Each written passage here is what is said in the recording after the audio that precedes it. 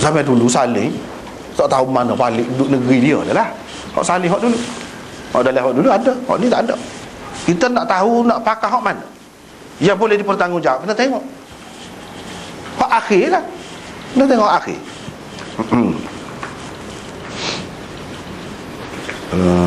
Ini semua menunjukkan dia. Atau dengan kata lain, ia bukan hadis yang disepakati oleh semua pemilik nuskah Muwatta. Tidak disepakati. Selepas mengemukakan hadis ketiga, Imam Tirmizi berkata, hadis ini hasan gharib melalui sanad ini. Ini istilah dia. Hasan, kalau mengambil kira sanad dia yang ada beberapa tu. Gharib melalui tarik ini, melalui wajah ini, melalui sanad, tapi sanad ni sendiri adalah gharib. Gharib dengan makna dhaif di sini. Sebab gharib ada dua makna. Satu, perawi yang molek meriwayatkan, tapi dia seorang je meriwayatkan, tu gharib juga, dengan maksud tafarrud perawi. Tapi kebanyakannya dalam Tirmizi ni, bila dia sebut gharib, itu dengan makna dhaif. Apalagi memang ada pun dalam sanad dia tu perawi yang dhaif, jelaslah maksud gharib tu dhaif. Imam Tirmizi mengatakan hasan kerana melihat kepada banyak jalur riwayatnya semata-mata.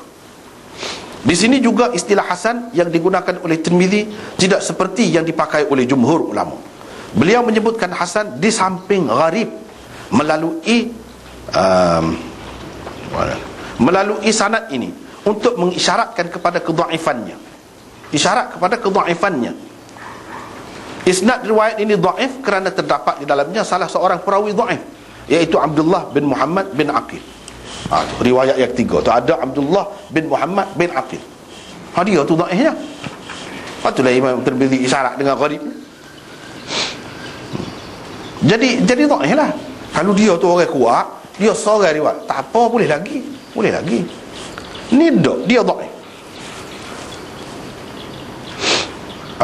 Hadis Muhammad bin Jahshin habis situ. Apa nama ni, riwayat Jarhad. Ini riwayat yang ketiga Imam Bukhari sebut, dan Muhammad bin Jahshin. Muhammad bin Jahshin daripada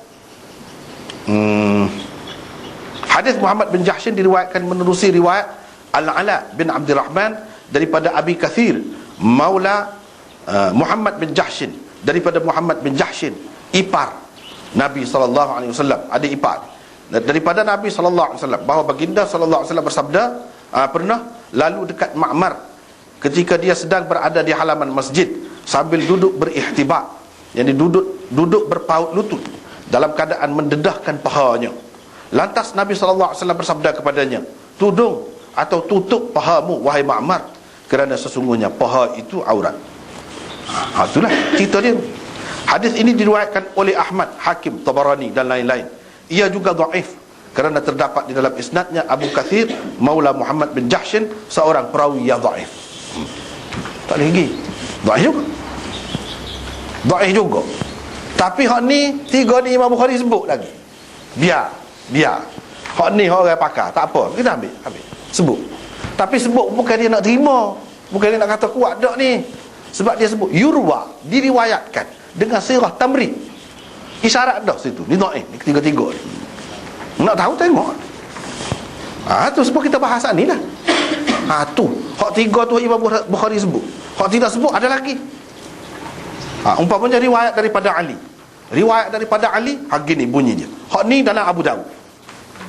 Haddatsana Ali ibn Sal Ar-Ramli qala haddatsana Hajjaj an ibn Jurayj qala ukhbirtu an Habib ibn Abi Thabit an Asim ibn Dhamrah an Ali radhiyallahu anhu annahu qala Rasulullah sallallahu alaihi wasallam la takshif fakhidhak wa la tawzur ila fakhidhi hayyin wa la mayyit. Qala Abu Dawud hadha al-hadith fihi nakara. Gitu dia sebut. Nabi SAW kata kepada Sayyidina Ali, jangan dedah paha kamu, dan jangan engkau lihat paha sama ada orang yang hidup ataupun sudah mati.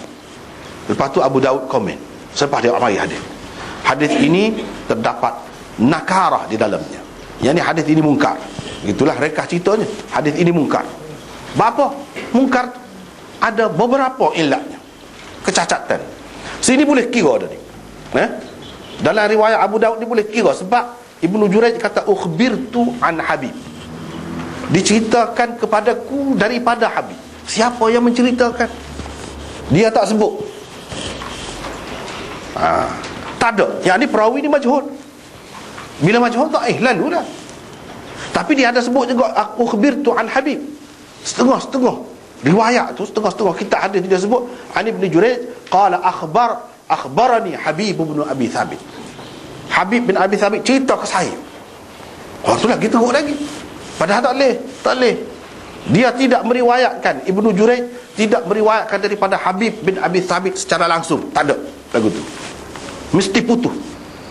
Ada perawi yang lain. Siapa perawi yang lain? Iaitu Hasan bin Zakwan. Hasan bin Zakwan itu siapa? Orang setara mana? Dhaif.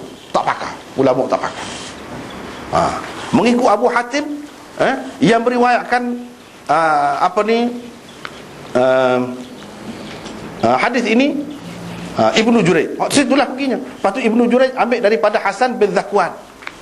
Lepas tu Hasan bin Zakwan ambil daripada Ammar bin Khalid. Ammar bin Khalid ambil daripada Habib bin Abi Thabit. Yang ni dua orang gugur celah tu.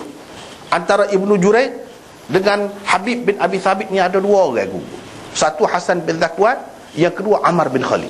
Ini hadis lagu dia orang panggil hadis mu'dhal dalam istilah hadis. Hadis mu'dhal dhaif pasal perawi dua orang gugur. Celah. Lepas tu kalau ia pun siapa dia Ammar bin Khalid tu? Tak pakar langsung. Imam Ahmad kata kadzab, pendusta. Hak lain-lain kata tak kuat, macam-macam katalah pendusta tu beratnya dia rekod hadis. Faham rekod hadis ni orang tak pakar. Hadis dia jadi maudhu' sahaja. Itu sah masalahnya. Sebab tu Imam Bukhari tak sebut hadis Ali tu. Sebab hak tu berat lagi. Setara hak tadi. Hak tu pun tak sahih juga. Dia sebut tak apalah. Hak lain dia tak sebut sebab tak perlu. Tak boleh pakai langsung. Situ sah. Yang putusnya. Yang kedua, Habib bin Abi Thabit daripada Asim bin Damrah daripada Ali. Habib bin Abi Thabit tu dia tak dengar daripada Asim bin Damrah. Dia tak dengar secara langsung. Putus pula situ sana. Putus pula. Lagu mana berjujuk gitu. Tak boleh pakai. Ni hak ada dalam Abu Dawud. Hak ada dalam lain pula gitu. Macam mana pula Ibnu Jurayj kata Habib bin Abi Thabit cerita ke dia. Tak lagi dua orang gugur tengah. Kita nak tahu, tengok kitab Rijal tahu. Nak tahu tentang perawi-perawi ni, tengok kitab Rijal tahu. Siapa dia? Ammar bin Khalid. Tak boleh pakai. Tak boleh pakai lagu mana? Tak boleh. Jadi boleh tengoklah apa orang duk selok apa orang. Waktu hak mati tak apalah, kita mudah-mudah bukan lagu tu, cerita lain hak tu. Tak sah lah. Memanglah tak boleh duduk tak tutup pasar selok kain orang. Ni nak cerita sanak dia. Memanglah tak molek buat lagu tu. So itu cerita lain. Nak kira hadis ni kedudukan setara mana? Kita nak kata paha tu aurat, boleh ke setara ni hadis? Dia tak boleh tengok tu sebab aurat, boleh ke? Tak boleh. Sebab hadis ni dhaif. Baru boleh kita kata paha tu aurat apabila hadis tu sahih. Kita nak letak hukum paha tu aurat, dia kena hadis sahih atau sekurang-kurangnya hasan. Kalau Imam Tirmizi kata hasan, tak boleh pakai hasan, dia kena faham istilah dia tu. Jadi orang-orang kalau tidak reti kan dia lagu tu tengok hasan. Macam kita pun kadang-kadang payah bilok dia lah. Ikutlah. Cuma Imam Bukhari dah kata dah lagu ni tak boleh.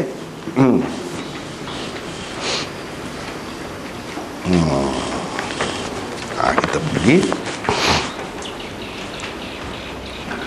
Lepas tu habis itu. Habis dah hak tiga tu. Hak dia kira kalau nak sebut pun boleh lah. Tak apalah kita ambil. Walaupun semuanya tak kuat juga. Boleh. Habis itu. Dia nak sebut pula golongan yang kedua. Termasuklah dia. Hujahnya. Mana? Hujah. Baik, kita tengok nota 416. Bermula dari sini pula Imam Bukhari mengemukakan hadis-hadis yang menjadi pegangan golongan kedua yang mengatakan paha bukan aurat. Lepas pada hak tadi kan dia mari Anas berkata start situ. Tu hujah bagi golongan kedua. Bukhari sendiri mewasalkan hadis Anas ini di dalam bab ini Ini dia kata, Anas berkata. Sebenarnya dalam bab ni hadis Anas ni hak cerita Safiyah ke apa tu semua tu, itulah sanad dia tu, tengok bersambung. Ada dalam Bukhari. Tinggi syarat dia tu.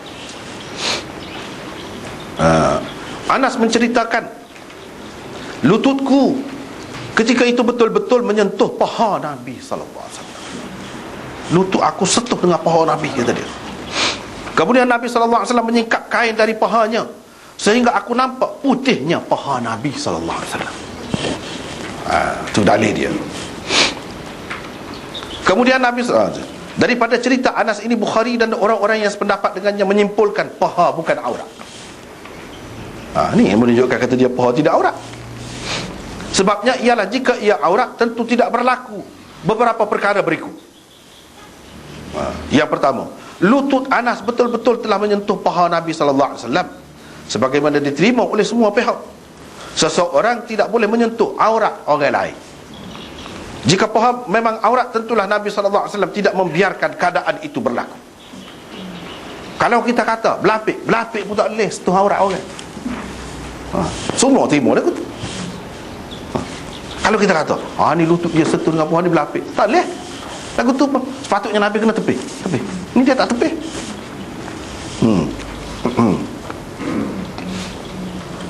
Yang kedua, Nabi SAW menyingkap kain dari pahanya.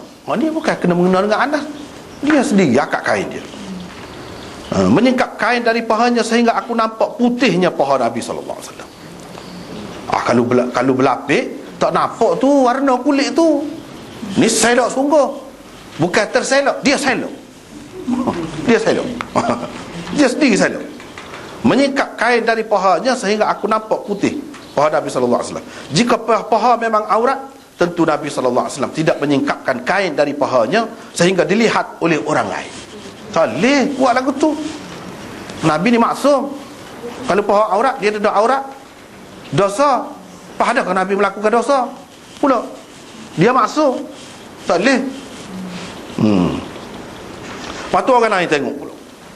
Sebagaimana diterima oleh semua pihak bahawa seseorang haram mendedahkan auratnya di hadapan orang lain. Ini Anas nampak. Yang ketiga, Anas telah melihat paha Nabi SAW dalam peristiwa itu. Beliau berkata, aku masih nampak lagi putihnya paha Nabi SAW. Dia nampak. Dia ingat lagi. Lama lepas pada tu. Lepas pada Nabi mati tu.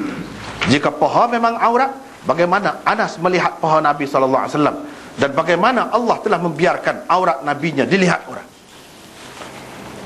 Anas ni kalau dia tahu paha ni aurat, apa dia tengok? Sepatutnya kalau dia tersalah lah, pandai lah kata.